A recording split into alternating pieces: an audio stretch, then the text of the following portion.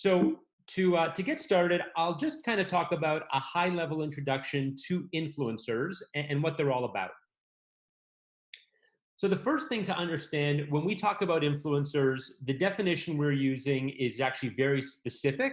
We're talking about social media influencers who generally live on Instagram, YouTube. These days, you'll hear a lot about TikTok. It's actually picking up tremendously during this time of quarantine.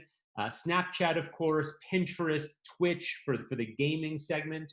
So we're talking about people who create content. Sometimes they're even called creators as well as influencers. And they're creating content that is distributed on these channels. Generally, they have a lot of followers. People always ask me, how many followers do you need to be considered an influencer?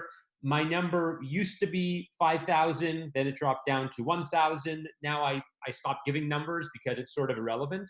An influencer is somebody who has some substantial number of followers relative to the category that they're in. And what I mean by that is if you're somebody who creates general interest content for women, that's a very big category. So unless you had, 50,000, 100,000 or millions of followers, I would say that a general interest women's influencer would need that level of followers to be relevant. If you said that you are, you're a specialist on outdoors, for the southern United States, but you focus just on like boating. If you get more niche, you definitely get a lower number of followers, but you are still an influencer relative to the size of that category. And that's why I say followers matter, but they don't always matter in the absolute sense.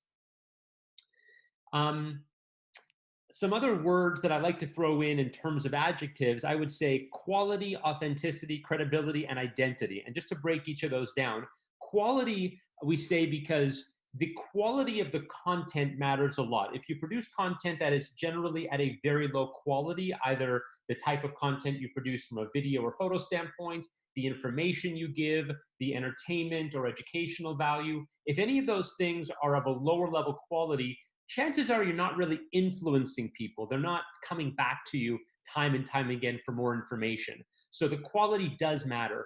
Authenticity is so important. People have to believe that you are true to what you're saying, true to your word. We've seen cases, I'm not sure if you guys have seen this, just over the last couple of weeks, there was a very big influencer named Something Navy who got into a whole lot of problems and a whole lot of scandal and actually lost a couple endorsement deals as a result because she really wasn't being authentic to her audience. And so there are many examples of people building an audience and then losing that audience because they're not being authentic and they're not showing their true selves, and that'll shine through. Credibility is another big one, and that doesn't mean credibility in the traditional sense of I have a degree from this university or I studied this or that in school. Credibility just means that you can speak to something with some level of authority, be it academic authority or just real life experience authority. People like to know that you've got some level of credibility.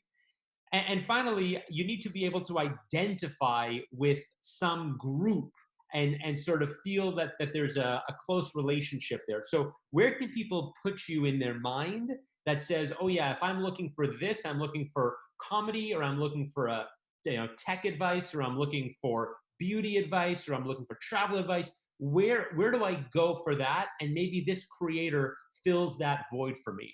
So those are a few things we look at in terms of how to define an influencer.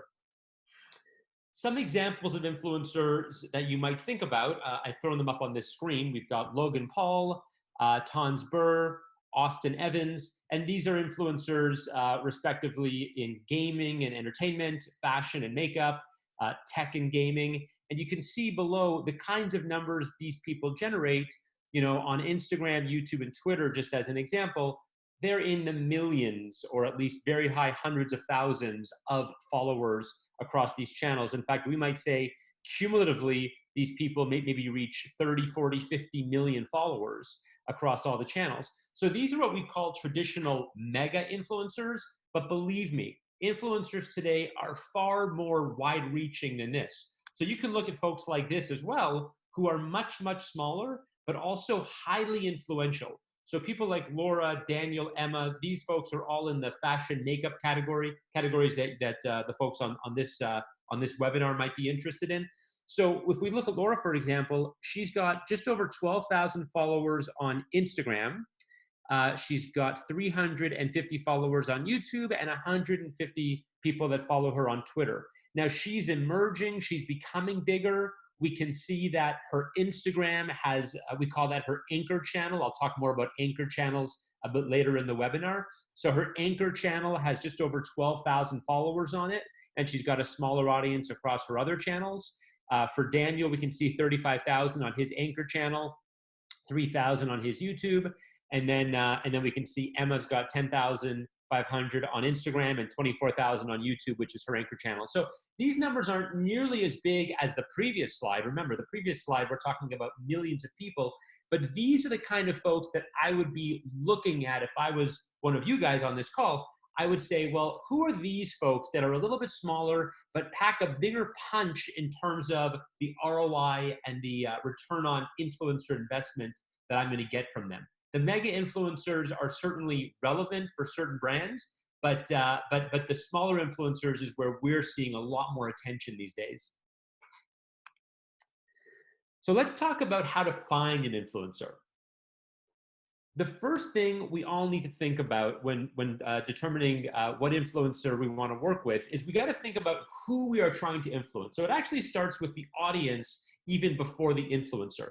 Who is my target market? Who is my target buyer? And then let me work backwards to find who that influencer might be. And the reason is as follows. Sometimes we fall into the trap of looking at the category that the influencer creates content in, and then just looking at that category, we decide whether or not they're appropriate for our brand. The reason that is not the right approach is because it totally dismisses the fact that there's overlap in audience interests. So just because I watch somebody who is a beauty influencer, or I watch somebody who's in tech or in travel, I have other interests also. So a really good example of that. Oh, sorry, I'm just going to mute. Someone just came in without muting. Okay. So a really good example of that is we had a hair care brand, a hair care client of ours that wants to sell more hair care products, more shampoos, more conditioners. And you might think they'd be looking purely for a hair care influencer. That what they actually found was that when they went to other categories like fitness, yoga, dance, travel, health, wellness, music, categories like that actually aligned really well with their target buyer, who was somebody who was buying shampoo. So they didn't go for the obvious, let's look for a shampoo influencer. They said, let's look for an influencer in yoga or music, because we know our audience is interested in those things also. So determine who you're trying to influence first. The next thing to think about is to research your audience's interests and overlaps. I talked about that a little bit already, but I would actually encourage you to draw a web and say, okay, here's our target audience in the middle. What other interests do they have? If you can imagine like drawing little concentric circles or bubbles that overlap with each other, and say, okay, well, if they're interested in this, what are 3 other things they might be interested in?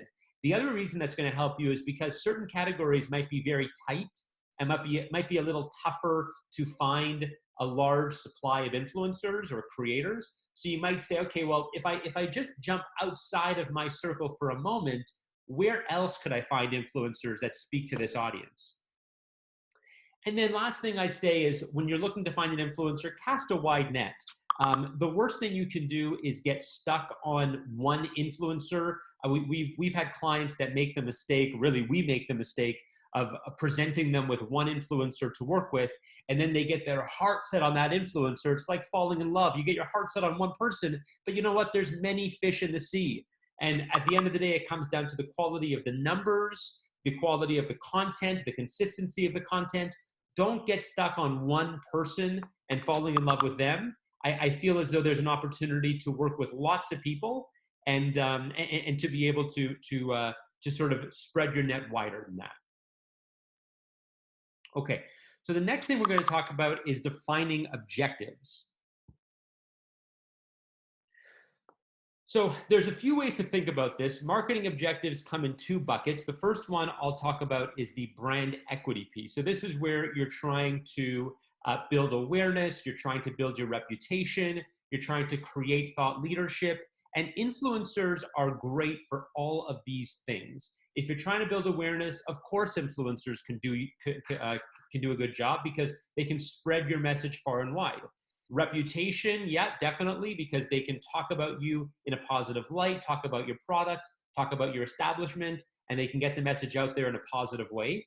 And thought leadership, when an influencer creates content and references it back to your brand and brings it back to your business, they're attaching their halo effect and their thought leadership to your brand. So from a brand equity standpoint, as a marketing objective, creators and influencers do a great job at accomplishing that goal. Now, the other side of the coin is to build more market share, to have more of a conversion-driven objective. So I'm looking to build a market share by generating leads or by actually turning leads into sales. And influencers can do that as well. Now, there's a little bit of a more complicated discussion to have here, because some people say, well, can I just pay the influencer for how many leads they send me, or can I pay them based on how many sales they make?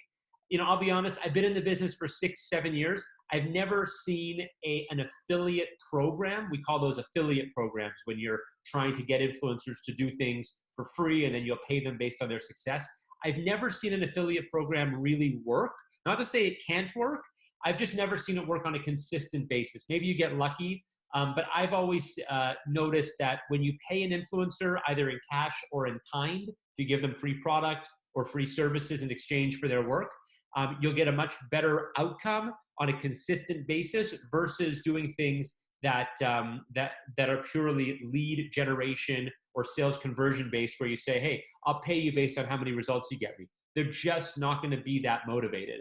And the other thing is that the minute they get $1 coming from elsewhere, one other brand comes along and says, hey, I'll give you cash to do this, they're going to drop you like a hot potato. So you want to be careful that if you're going to build a relationship with an influencer, make it equitable and make it something that can last on a consistent basis. So those are the two things to look at from a marketing objective standpoint. You have the brand equity and you've got market share. So I would say try to figure out where you fall here and what's important to you right now from a market standpoint. One thing I will point out before I leave this slide: these days, we're seeing a lot of our clients, for the moment, for the next 1 or 2 months, really working on their brand equity, the awareness, the reputation. I know a lot of folks on this webinar sell through e-commerce also, so maybe your sales, you can continue to sell during this time of isolation. But if you can't, or if you find your sales are slowing a little bit, investing a little bit into the awareness and thought leadership of your brand, now's a good time to do that, so that when our doors do open up again, hopefully sooner than later, we can we have that awareness that we've built amongst our audience.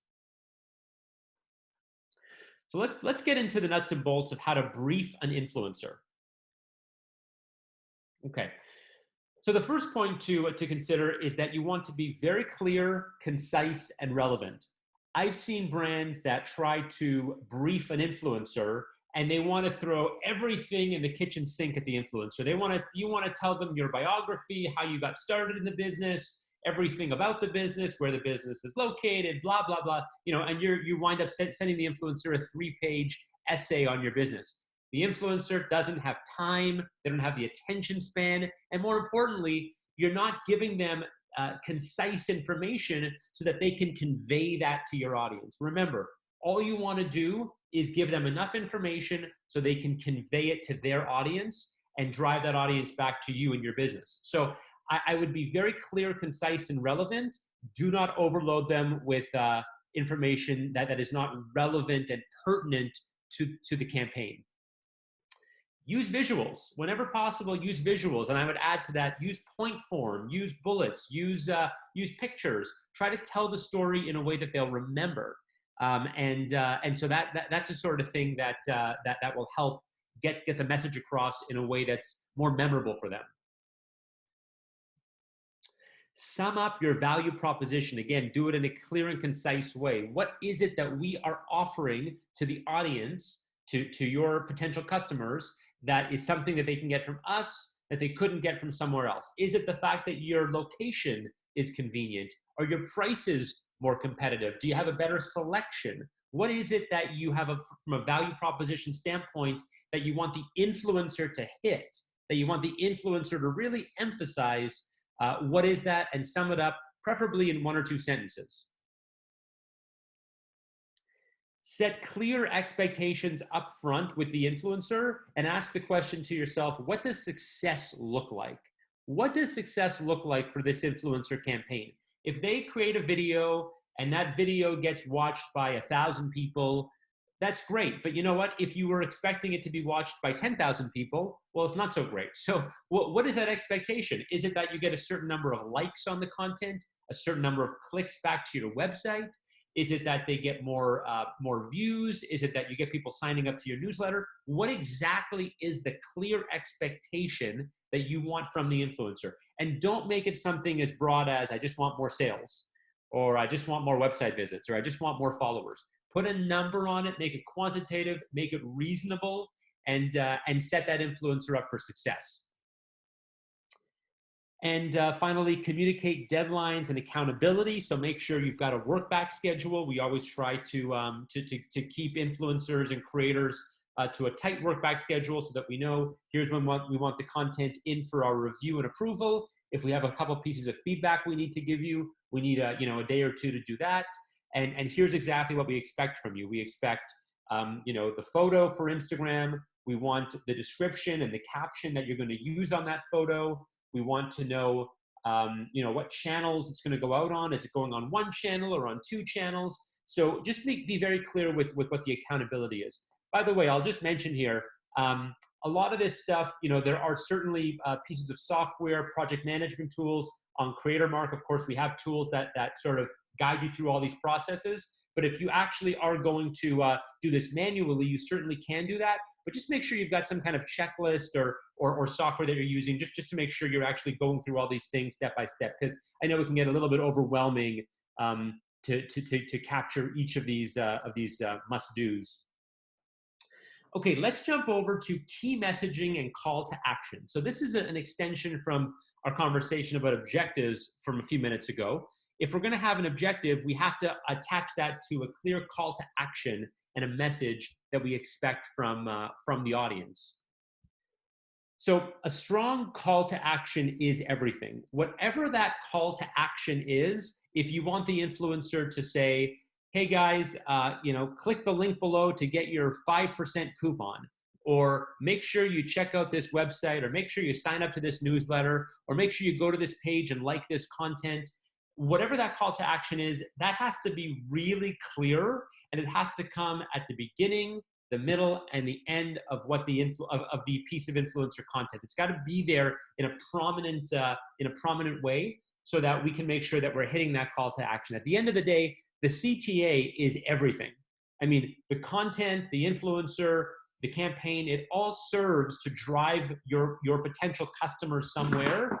And that's that call to action is the key to it all. Don't script. So this is where people run into trouble with content creators. They try to write a script. Content creators in general don't follow scripts. They're not actors. They're not doing a commercial for you. They're not filming or recording a radio spot for you. The way creators generally have built up an authenticity and a credibility with their audience is by being themselves. Remember the slides earlier, it's about being authentic and credible and identifying with your audience. So when you give them a script and you say, read this, the problem is maybe you're not speaking in their language, using their verbiage, using their slang, using their way of talking, their tone, their attitude. So don't write a script. Instead, provide 2 or 3 key brand message points that you will bring to that influencer and say, listen, I want you to make sure that you hit these 2 or 3 points. Maybe it's that, my store has the best assortment, our location is wonderful, and we're open 9 to 5, Monday to Friday. Okay, great. Just hit those points. Or we've got a brand new collection. Come in this weekend for our whole new collection. First 20 people in the store get a free gift. Whatever those 2 or 3 brand message points are, that's what you need to give to the influencer You do not need to script everything else. It's a waste of your time, and it's actually detrimental to the campaign. A/B testing is very important. So if you're working with more than one influencer, 2, 3, 5, 10 influencers, A/B testing, and of course it could be A, B, C, D, E testing also.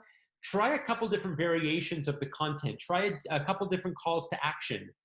Maybe use one brand message point with one influencer and a second one with another influencer. See which one resonates more. Don't feel like you have to give every influencer the exact same thing. You can try different ones, and then you'll be able to tell, okay, wait a second. This influencer, when they use that call to action, we got a 50% response rate versus the 10% with the other influencer. Maybe we could attribute that to the content, or maybe we could attribute it to the influencer. So the more testing you do and tracking, the easier it becomes to see what's the most efficient, what's driving the best results for you. All right, let's jump now over to content promotion. Another way to think about this is content distribution. And there's a few different ways we look at it. We look at organic, paid, and targeted.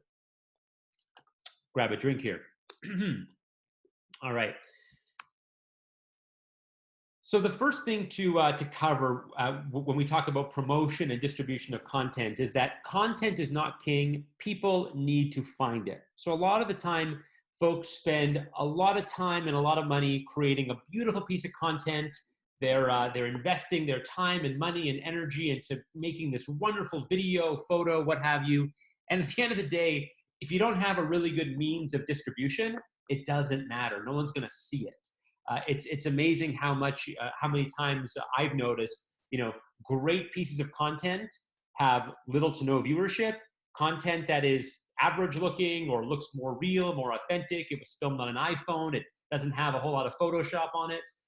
It gets more distribution. It travels faster across the internet. So I would focus a little less on the content, as long as you've hit your bare minimum of what your call to action is, what your key messaging is, and who that influencer is. I wouldn't get too bogged down in the content. I'd be focusing on distribution now.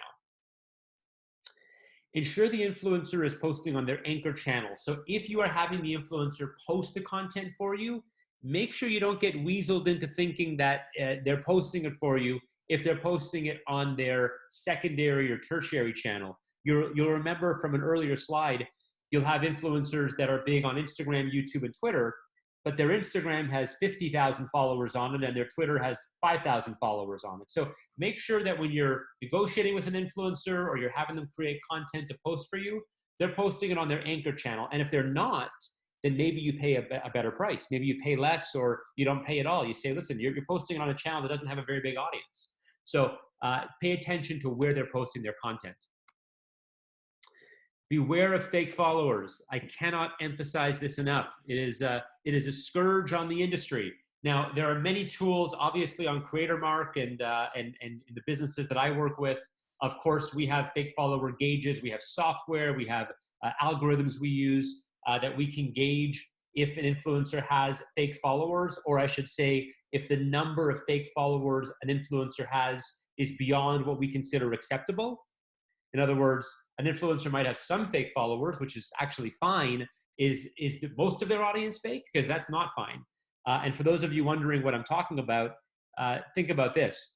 Most accounts on Twitter, Instagram, and YouTube, most accounts that have more than 100,000 followers, 20 or 30% of those followers are fake. All the time. All the time. Doesn't matter if you buy fake followers or do anything malicious.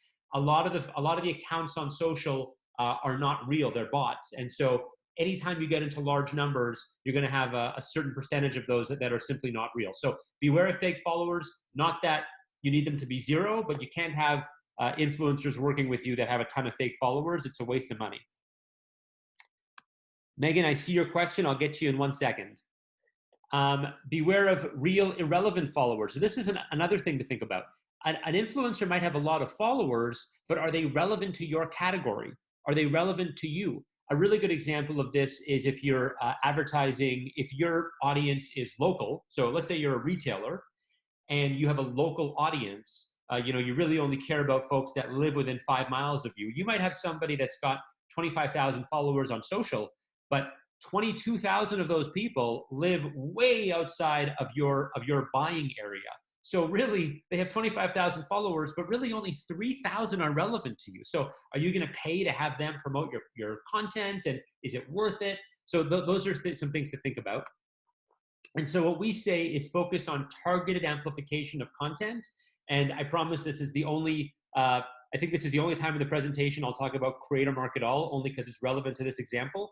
Being in the business for 6-7 years, one of the issues that I have found is that a lot of local advertisers get caught working with influencers who have big audiences, most of whom live well outside of your buying area. So it's a waste of money. It really is a waste of money to be paying an influencer that's got 50,000 followers when 49,000 of them are not potential customers of yours. So what we did on CreatorMark was we said, let's focus on influencers that are smaller and charge a lot less money, 50 or 100 bucks for a piece of content, or maybe even less than that.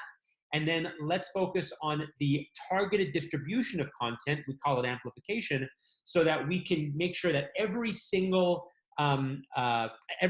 impression we're getting, every single view that we're getting on this video is people that live within 5 miles of my store, right? So that's something that we did on CreatorMark. I'm not going to get into details of how we did it. You can, message offline if you want to talk about that. But if you're doing this yourself, just make sure that you're researching and figuring out that the influencers actually have audiences in your area. So important. Okay. Let's get to Megan's question here. I'll take a pause here before I get to the next section. What software can we use to evaluate an influencer's following? That's a really good question. There are a few pieces of software. I have a list here. Let me see if I can pull it up. So the software that I know of, the only problem with it is that some of it is actually quite expensive. So even if it would help you, it would be sort of a challenge to pay for it or to justify the price for it.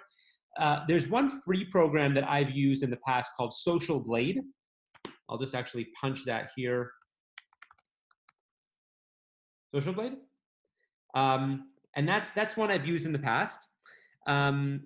Montana is asking, is it acceptable to ask to see their Instagram sites page that shows followers' main location? You can certainly do that. Oh, Insights. Okay, Insights page. You can certainly do that. There's nothing wrong with asking influencers for whatever data you want.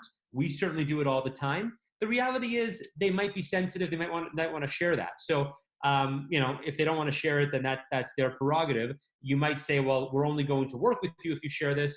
Certainly, it's okay to ask for things. I would just be understanding that they might not want to share everything with you. So I'd be specific on what you want and why you need it. But certainly, it's appropriate to ask. Okay, repurposing content.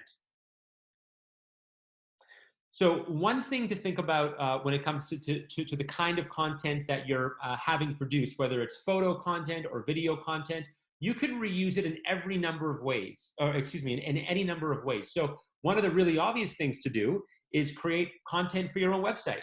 So if you've got a website, you've got a .com, you've got a .ca, you can take their content and reuse it and populate it on your website and show it to your audience that way. It becomes a way to bring viewers to your site. Maybe they don't follow that influencer online, but they can go to your site and they can find that influencer's content there.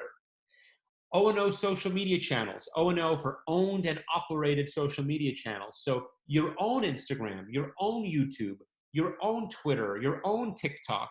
You can create content and you can take their content and repurpose it for your own social media channels.